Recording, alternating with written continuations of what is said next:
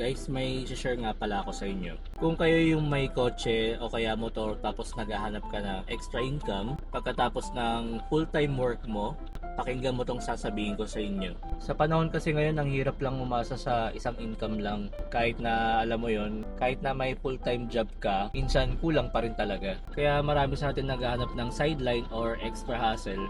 Good news to guys kasi pwede kang kumita ng extra income gamit lang yung sasakyan mo. Motor man yan o kotse through Lalamove Delivery. Simple lang naman to guys kasi magdi-deliver ka lang ng items during your free time.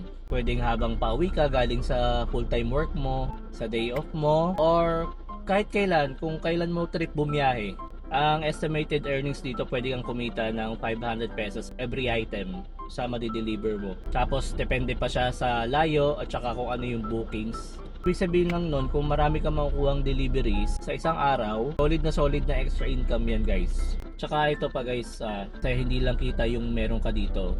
Una, wala kang boss, tapos ikaw pa masusunod kung kailan mo gustong bumiyahe. Pangalawa, hawak mo pa yung oras mo. Ayan, work anytime.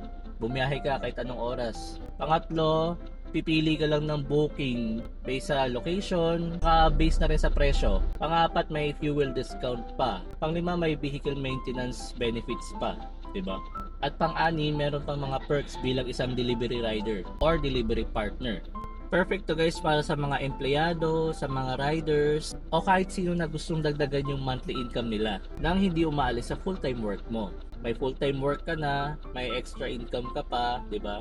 Sa extra income na 'yon, hawak mo pa yung oras mo. Kaya kung may motor ka o kotse na nakatambay lang sa garahe nyo, gawin mo na siyang pagkakakitaan minsan. Try mo na maging delivery partner ni Lalamove and start earning at your own time.